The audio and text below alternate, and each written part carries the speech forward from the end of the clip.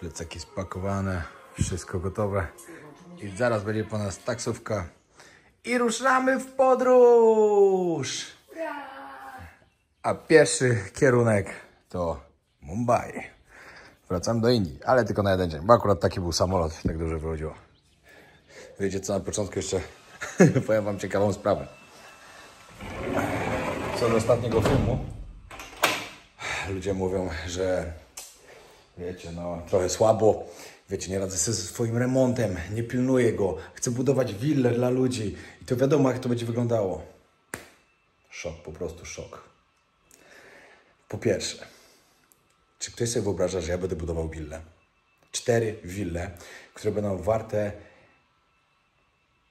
no może nie paręnaście, no prawie paręnaście milionów. Czy coś sobie wyobrażacie, że ja tam będę, ja to będę budował? Że ja tam będę chodził, ja to będę nadzorował, jak oni to budują? Czy ktoś sobie to w ogóle wyobraził? Po co pisać takie rzeczy? To jest po prostu szok. Od tego wszystkiego mam wspólników, od tego mam właśnie firmę, która się zajmuje wszystkim od A do Z, razem z nadzorcą całym, znaczy nadzorcą budowlanym, który chodzi, wszystko sprawdza, że wszystko ma być tak, jak ma być. Ludzie mają terminy ustalone, są kary finansowe.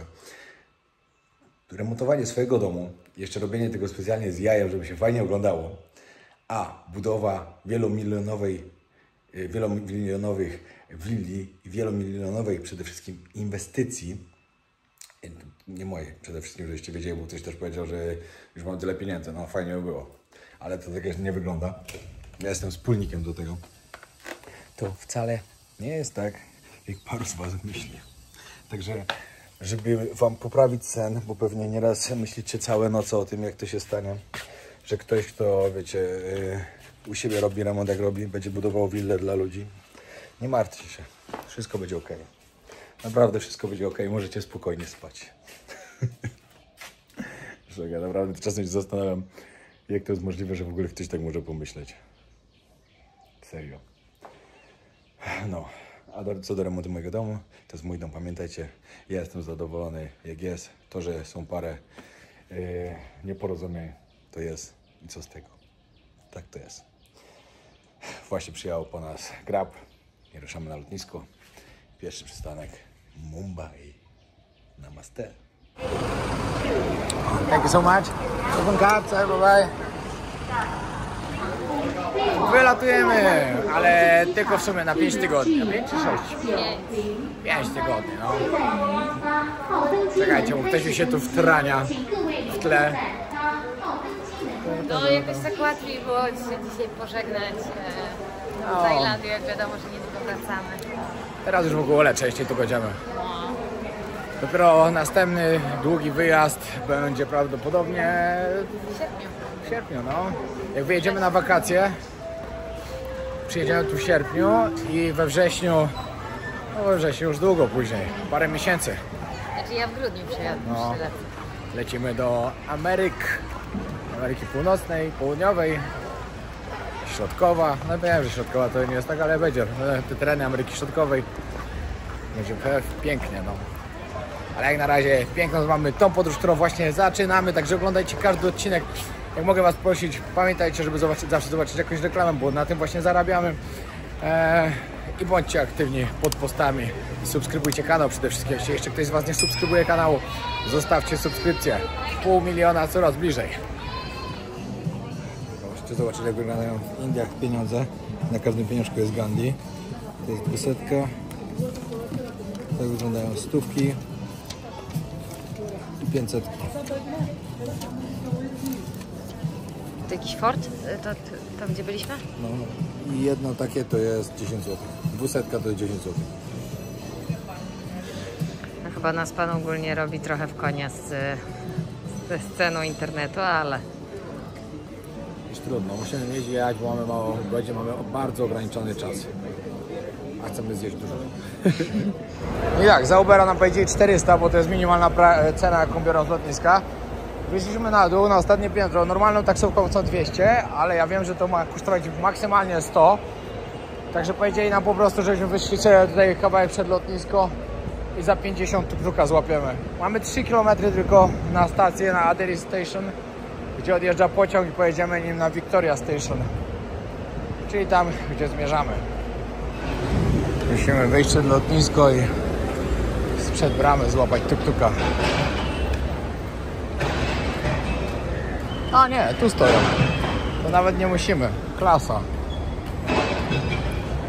Powiem wam, że Mumbai to jest naprawdę moje chyba ulubione miasto w Indiach. Przynajmniej na razie z tych, które widziałem. Bo tu jest tak normalnie. No to normalnie. To są Indie, ale troszkę inne. Inne na pewno nie zobaczycie w Delhi. W Delhi to jest syf, jak nie wiem. Tutaj jest inaczej.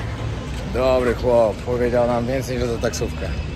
Mówimy, że my wiemy, ile to kosztuje. To nie. Nie, to nie. Damy sobie radę. Patrzcie, tu jeszcze stoi lokalny busik. Ciekawe, ile taki busik kosztuje. Ale ludzi dowolone tyle, że ciężko by było chyba wsiąść w ogóle.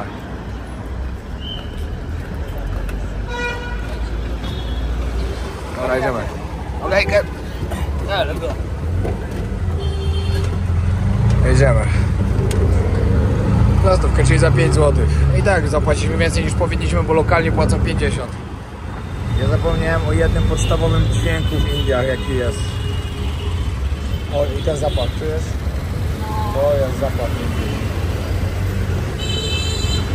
Ale cały czas klaksony wszędzie.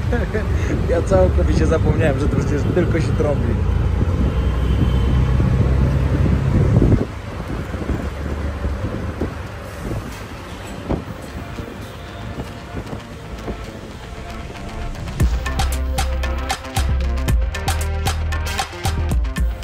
Dobra, dojechaliśmy, musimy iść na stację, tylko... A, to na górę będzie trzeba wejść, trzeba kupić gdzieś bilety. O, turysta jakaś.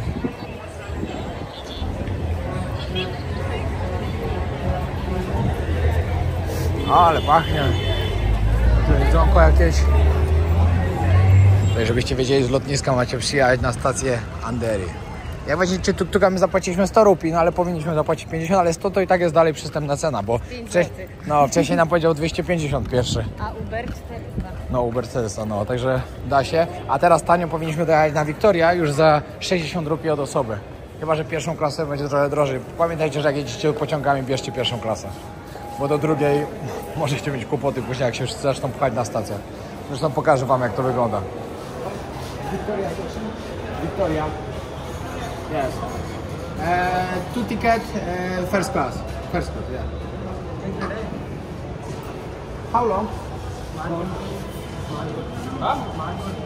Number 2, yeah? Number 2, okay, but how long? It's like 30 minutes or more?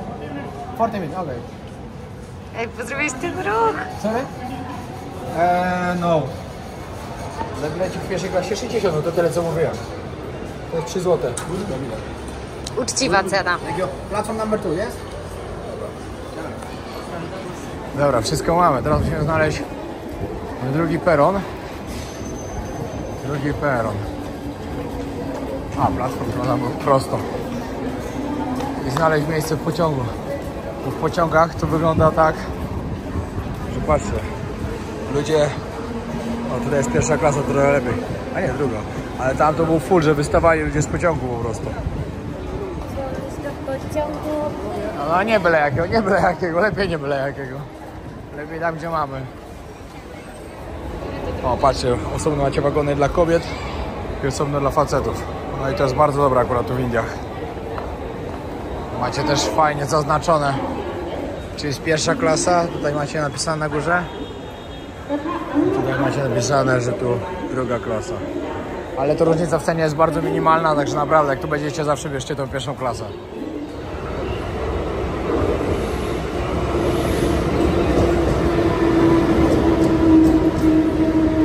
Wiecie co, z chęcią bym wsiadł właśnie w taki pociąg i sobie pojechał na przykład 15 godzin na drugą stronę gdzieś.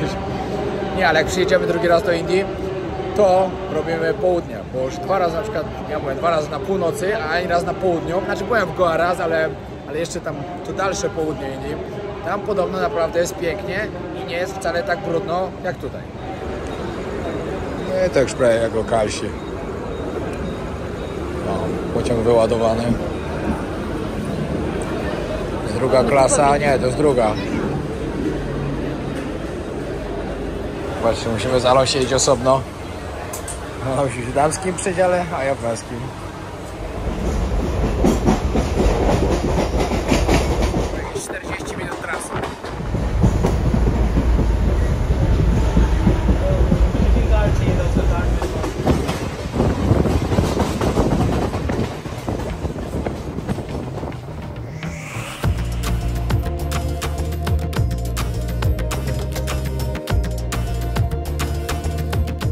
Powiem wam, że tutaj to się chyba nic nie zmieni, jest taki śmietnik wszędzie. Jest tylko tak, albo nabrudzone, albo bardzo nabrudzone. I albo śmierdzi trochę, albo śmierdzi bardzo z tych śmieci. Wiecie, teraz jest tutaj gorąco bardzo, 40 stopni prawie, także się nie ma co dziwić, no. Smród musi być jednak. Wiecie, jaki jest najbardziej przykry widok w Indiach? Jak widzicie matkę z dziećmi, na przykład jak śpią na śmieciach gdzieś. A już przed chwilą jechaliśmy, to jakaś starsza pani wyrzucała śmieci z kosza i grzebała w nich. Dalej dzieciaki się bawiły w śmieciach. No. I nie są biedne, nie ma co gadać. Oczywiście są to też bogaci ludzie, żeby nie było. Ale jednak tą biedę widać, no i te śmieci wszędzie, wszechobecne. Wiecie, tutaj się szacuje, że w samym Mumbai żyje około 20 milionów ludzi. Także to naprawdę nie jest mało. No i w całych Indiach już 1,5 miliarda. Indie już są prawdopodobnie na pierwszym miejscu, przynajmniej tak jak sprawdzaliśmy w tamtym roku, to były na pierwszym miejscu najbardziej liczebnych krajów. Przegoniły Chiny. Okej, thank you. Poznałem chłopaka z Indii. Fajnie się pogadało.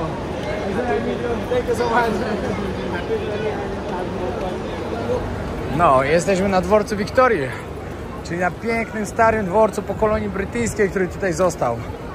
Jak Brytyjczycy kolonizowali Indię.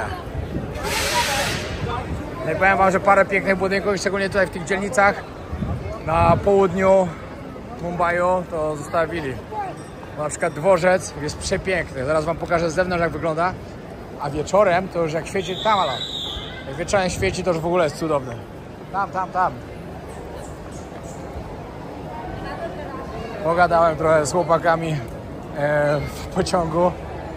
Co chwilę ktoś zaczepiał, żeby sobie porozmawiać. Hindusi mają to do siebie, że oni strasznie się interesują. Jak widzą jakiegoś turystę, to są bardzo zainteresowani od razu. Albo sobie robią zdjęcia, albo od razu zagadują, żeby tylko pogadać coś. Tak to tu mają. Idziemy łapać tuk-tuka i jedziemy do Leopard Cafe, czyli do miejsca, które było miejscem spotkań właśnie w książce Shantaram, gdzie główna postać, czyli Lin, spotykał się tam z przyjaciółmi. Tutaj w ogóle ta dzielnica, gdzie jesteśmy, gdzie jest właśnie dworzec Wiktorii, jest zarąbista. Dalej macie jeszcze Fort, macie Kolaba. Te dzielnice tutaj są naprawdę chyba najlepsze z całego Mumbaiu właśnie. Pięknie wyglądają. Trzeba gdzieś przejść, Ala. O, całe remontują tutaj wszystko. No, to dawaj, łapiemy od razu tuk-tuka. Albo taksę.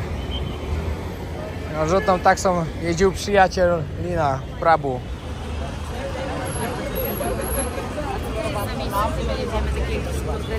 Tak, no. Nie chodzi No, Leopard Cafe. No ale coś większego tam musi być, no bo to przecież nie będzie wiedział, co jest Leopard Cafe. Na pewno będzie wiedział. Tak? Ta restauracja ma 200 lat. Na 100% będzie wiedział, bo każdy w Indiach wie, co to jest Leopard Cafe, bo jest najbardziej popularna wśród zagranicznych turystów. Przez książkę właśnie. Thank you. Thank you. No, już sobie zdjęcia z nami robią. Of course. No i zastanawiam się dalej właśnie, ale ty, a ciebie nie ciebie mogą mylić z tą gwiazdą z Bollywood.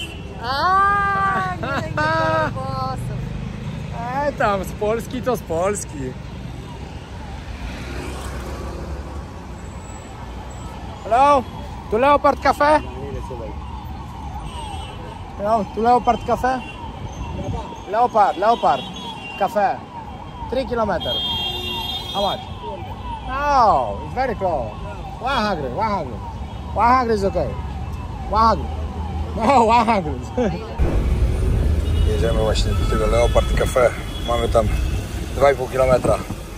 100 rupii trzeba było zapłacić, oczywiście chciał pan 200, ale zostawiliśmy na 100. I 500.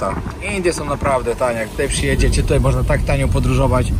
Pociągi, komunikacja, wszystko jest naprawdę dobre. O, 7-Eleven. Wszystko jest naprawdę w dobrych cenach. Sorry. No i tu jeżdżamy. Dochodzimy właśnie do Leopard. I to jest, tak jak wam mówiłem, no, najbardziej znany wśród turystów. Już widać tutaj turystów, którzy sobie zdjęcia robią.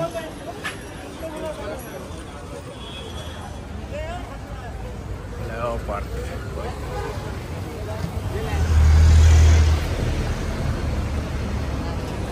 Dobra, przyszliśmy. Ale to jest to air conditioner? Aha. Fajnie, fajnie.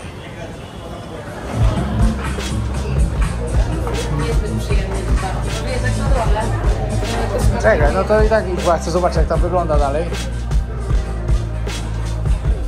Nie, no jak w książce po prostu. Ale to było dobrze opisane. Chyba muszę przeczytać. No, bardzo warto. Dobra, to czytamy.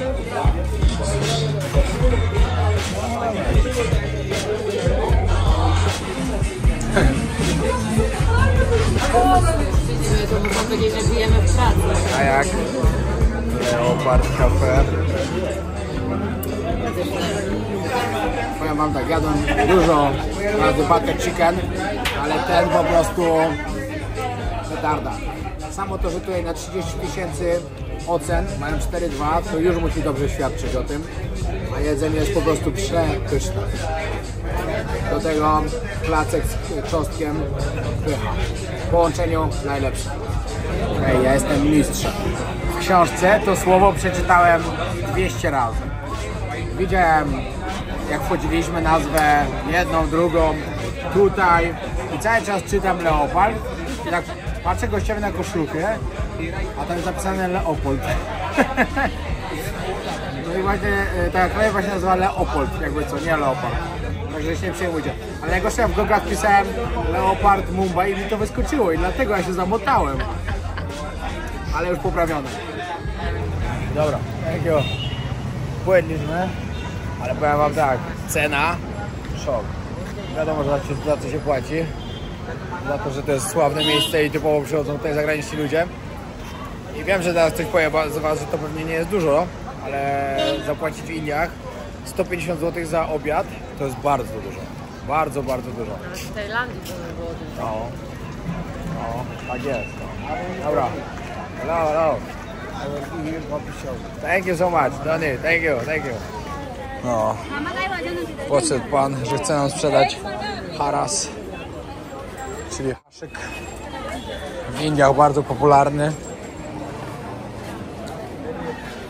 Fajnie, no fajnie było odwiedzić to miejsce. Powiedzcie, to jest z 1871 roku. Restauracja. Leopold Cafe.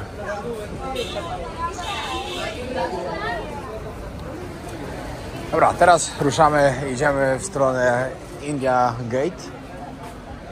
Ile tam się idzie? Kawałeczek, to jest bardzo blisko już. Co? Kilometr? Nie, bliżej. Już czekaj, już ci powiem. No, ale pamiętajcie, tak co by nie było, to jedzenie było tak pyszne. To było jedno naprawdę z najlepszych chicken butter, jakie w ogóle jadłem. Także naprawdę było bardzo dobre. Cieszymy się, że odwiedziliśmy to miejsce. W ogóle czułem się naprawdę jakbym się przeniósł tam, jak on opowiada to właśnie, co tam się działo w tym barze. Znaczy w tym barze, w tej restauracji, a w sumie tej kawiarni, bo to jest Leopold Cafe. O, co tu mamy ciekawego, ale do jedzenia? A, słodycze. A nie, to jest to. To nie te płonące takie, co się wsadza do góry. Nie, tego. Nie, to jest to, co żujesz jak pastę do zębów, jak do czyszczenia zębów, tak jakby, że odświeża oddech. To, co żułem, to w New Delhi. Wtedy, co Harshit dał. Powiem wam tak czosnkiem z buzi, to mi chyba nigdy nie śmierdziało. Te placki naan były tak na maksa nasoczone czosnkiem, tutaj Ala, że szok. Ale były przepyszne. No, ale teraz wiecie, co jeszcze bym chciał? Chciałbym znaleźć miejsce, gdzie sprzedają czaj, to po pierwsze. Napić się takiego dobrego czaju, takiego słodkiego z mlekiem. I jeszcze bym chciał wypić sok z trzciny cukrowej z limonką. Pierwszy raz w życiu próbowałem tego właśnie w Mumbaiu. Dokładnie to było koło dworca, tam gdzie byliśmy, koło dworca Wiktorii. I po prostu wtedy, jak to spróbowałem, wiecie, wcześniej piłem trzcinę cukrową. Fajne, bo fajne, ale w Indiach pierwszy raz się napiłem właśnie z limonką. Zakochałem się w tym, było tak totalnie pyszne. Niektórzy jeszcze piją z limonką i z solą, co mnie dziwi, bo jak można pić słodki napój z solą. Ale niektórzy tak piją. Ale naprawdę coś wybitnego. Starłaś w takim pięknym budynku.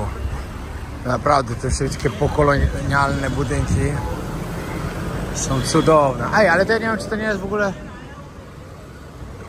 To nie jest ten hotel? No, tak właśnie myślałem.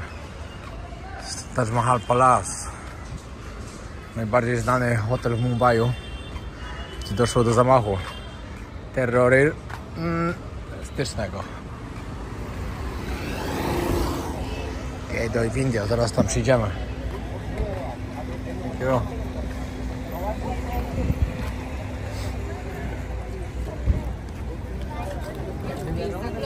No, też? Tak, zamachy miały miejsce w 9 południowych punktach miasta, na dworcu kolejowym, jakimś tam w restauracji Leopold Cafe, w wielkich hotelach Taj Mahali i tym Oberoi. No, zginęło wtedy, tak, to jest pokazane dokładnie. Zginęło 175 osób, 293 osoby zostały ranne. 26-29 listopada. No. Saka.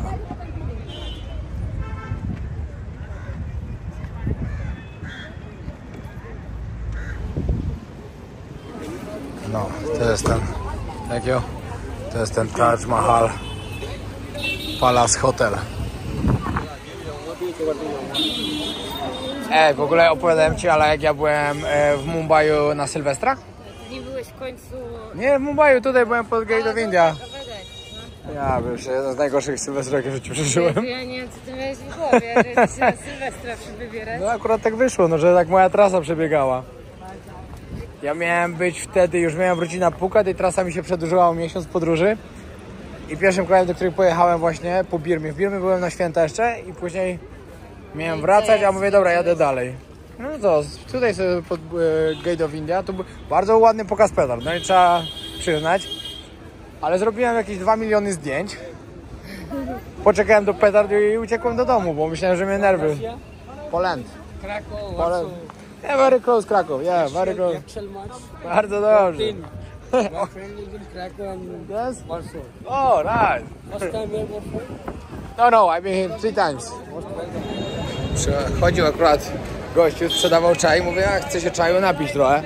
Mam ochotę. Ja już myślałam, że cię zgubiłam, a ja nie mam internetu. Ale zdjęcia robiłem. Ty myślisz, że ja się będę tylko tobą zajmował, jak ja tu muszę zdjęcia robić. Ja nie patrzę na przykład w ogóle na to, tak robię, żeby w ogóle nie spotykać się z wzrokiem, żeby nikt mnie o nic nie zapytał.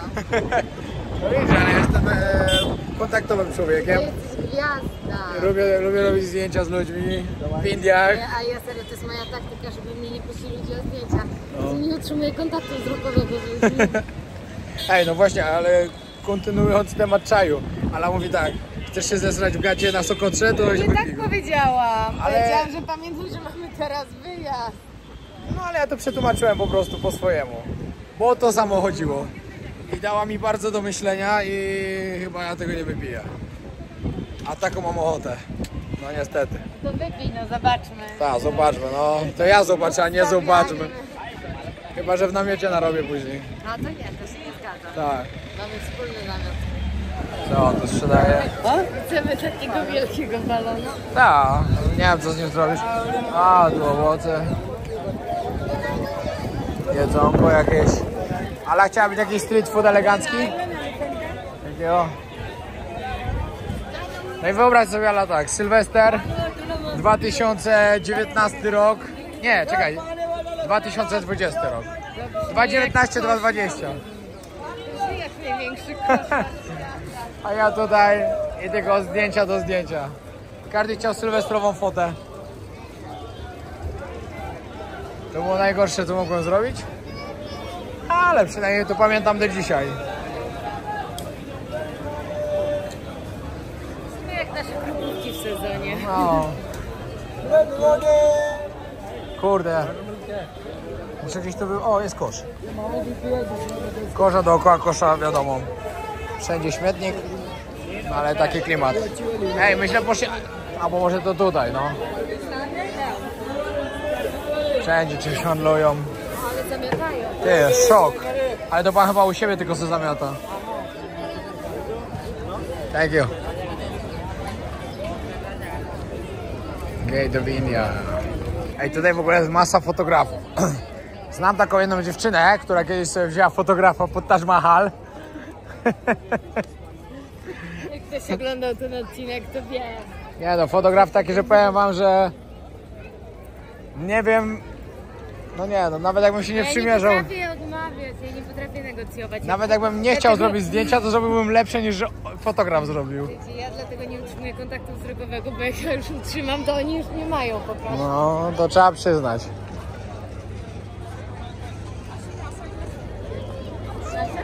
Dobra, dawaj sobie fotę zrobimy. Trzeba się zwijać, bo już coraz więcej osób zaczęło podchodzić po zdjęcia. Wiecie jak to działa?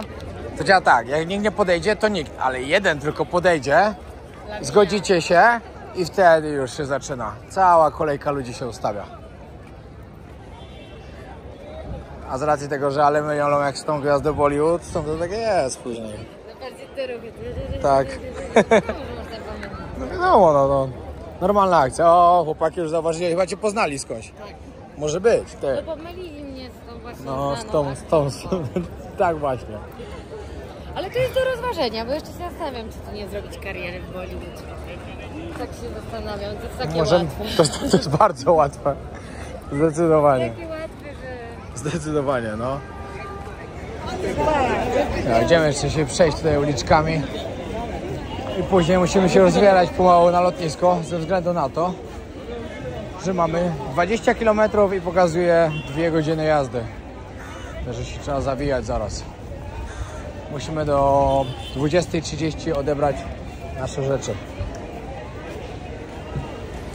Jest, sugar cane. Ciekawe, czy to mają. Nie, no mają, nie? Mają? Nie, nie ma maszynki, jak on to zrobi? Nie, wiesz... Nie, ja to bym wolał, co wyciska od razu. Znajdziemy gdzieś. O, tutaj Sylwestra też spędziłem z 3 godzinki. Jadłem pizzę, 2 piwka. Fajny Sylwek. Powiem wam naprawdę tak, że Mumbai to jest... Szczególnie ta część Mumbaiu, bo wiadomo, nie cały Mumbai, bo Mumbai ma wiele różnych stron. Jak na przykład jeden z największych slumsów na świecie, a także mają też człowieka, który jest jednym z najbogatszych na świecie. Ma 30-piętrowy dom. 30 czy 20 coś? Ja nie wiem, ale mam wieżowiec. No, który ma dom, który był wart $1 miliard, a obok widok na slumsy. No ale ogólnie tutaj, co jest te dzielnice, tutaj właśnie Kolaba, Ford i tak dalej, są pokolonialne, to tu jest po prostu tak pięknie, że to jest taka ulubiona moja część Indii. Nie mówię, że coś, co mi się najbardziej kojarzy, bo oczywiście najbardziej z Indiami to się kojarzy Varanasi. Nie ma nic bardziej indyjskiego. Najfajniejsze doświadczenie z Indii to jest zdecydowanie Varanasi, ale Mumbai to jest takie miejsce, że śmiało można wracać, bo to jest naprawdę... I to z wielką przyjemnością to można wracać. Dużo bardziej tak nowocześnie, dużo bardziej czysto, czyściej. O, pokażę wam. Piękny nawet budynek. słuchajcie, dźwięk klaksonów, no tutaj nie słychać za bardzo, jest w centrum. Patrzcie.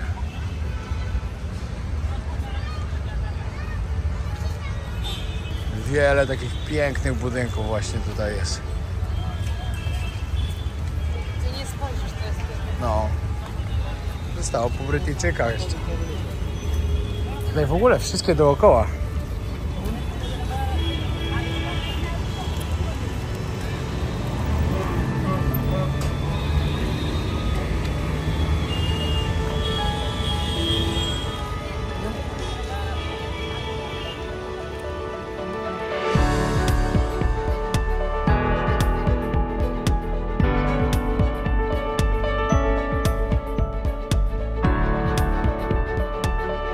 Jesteśmy koło muzeum. Sprzedają też piękne obrazki i obrazy. Pocztówki.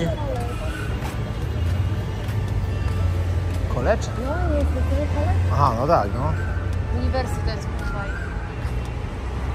Właśnie przed chwilą o tym rozmawialiśmy, że naprawdę Brytyjczycy po sobie tu zostawili coś niesamowitego, bo w ogóle ta cała architektura brytyjska, kolonii brytyjskiej, to jakby tu posprzątać naprawdę jak w niejednym angielskim mieście.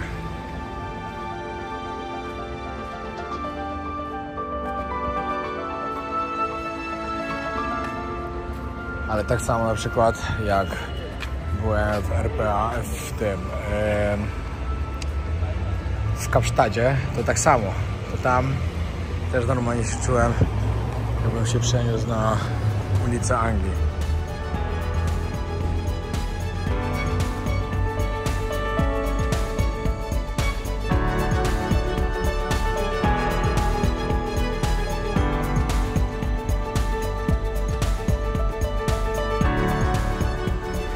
Biblioteka, taka piękna.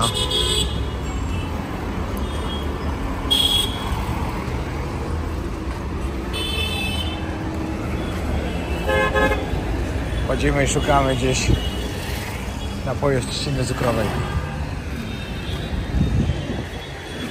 Ale weź go po stópkach, pogilaj.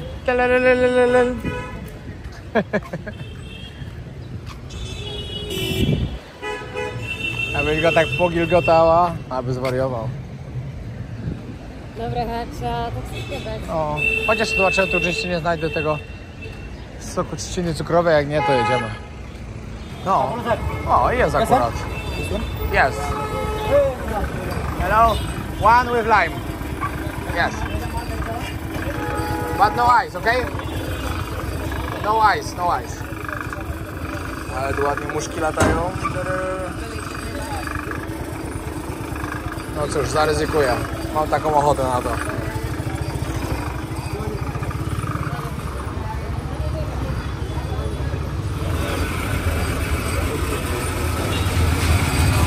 Daję soczek. O, I was small. Big okay, big. Dobra, duży za 30 rupees.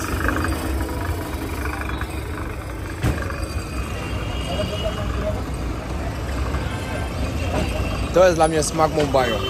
Dlatego, że właśnie tutaj pierwszy raz w życiu tego spróbowałem.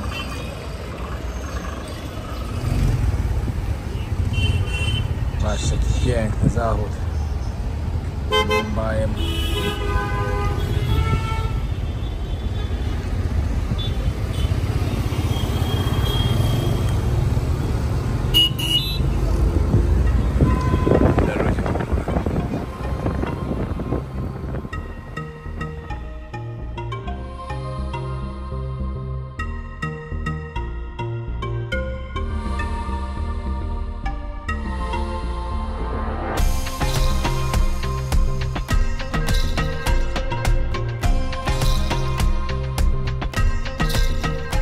Patrzcie, tutaj przyjeżdżamy koło plaży.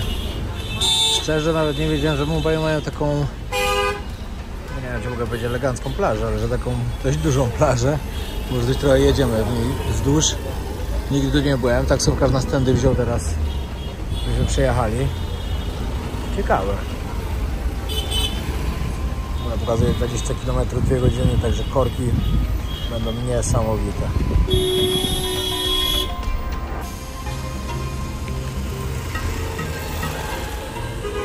Oj, patrzcie, właśnie przejeżdżamy koło tego bloku domu, tego najbogatszego gościa z Indii.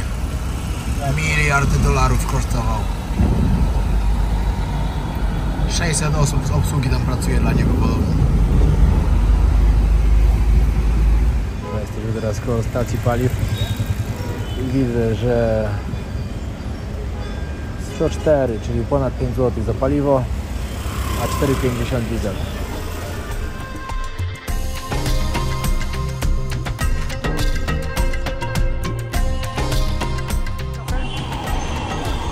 No pan, kafe. 3 km. Oh, very close. 100 is okay. 100. A ile on chce? 100. Yes? Ile chce? 150, ale 100 dostanie.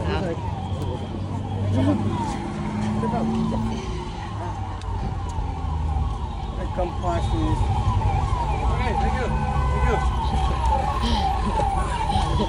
Patrzcie, jak pięknie wygląda lotnisko w Mumbaiu. W środku jest to samo. Normalnie jak drzewa w Singapurze. Przepięknie. Dobra, koniec naszego pięknego dnia w Mumbaiu. Było naprawdę fajnie, jesteśmy tak obżarci, że aż nam się wymiotować już. Przesadziliśmy, totalnie przesadziliśmy. Wiecie, było dobrze, nie? Było dobrze, do momentu aż nie usłyszałem, to może jeszcze po placku. No i tak przesadziliśmy, że... No, przegięliśmy, bo to jest pazerność już. Tak, no. I teraz odmówić może po placku, to okej, dobra, zamówione. No i tak wyszło jak wyszło. Ta była na tyle duża, że mogliśmy ją zjeść we dwójkę i coś jeszcze ewentualnie sobie domówić małego. Ale to nic. Spełnione to, co mieliśmy zrobić. Zjedliśmy, pochodziliśmy trochę, pojeździliśmy pociągiem, taksówkami, tuk-tukiem. Wspaniała wizyta. Naprawdę. Ale intensywnie. Bardzo. Było świetnie. Zapraszamy na kolejny odcinek już z Sokotry, z Jemenu. Czyli lecimy na Księżyc zaraz, moi kochani. Ale się jaram. Będzie świetnie. Także pamiętajcie o tym, żeby nie ominąć odcinka, ale prawdopodobnie one ruszą dopiero jak stamtąd wrócimy, bo tam raczej internet będzie bardzo słaby. Ale zobaczymy, no może się uda, ale nic nie obiecuję. Także pozdrawiamy serdecznie, trzymajcie się, zostawcie subskrypcję. Yo! सुन ले तो सुन मेरी बात कुड़िए रह जा तो रह जा मेरे साथ कुड़िए दिल में बसा लिए बात कुड़िए आँख में छोड़ी नाना सोनिया सोनिया सुन ले तो सुन मेरी बात सोनिया सोनिया सोनिया रह जा तो रह जा मेरे साथ सोनिया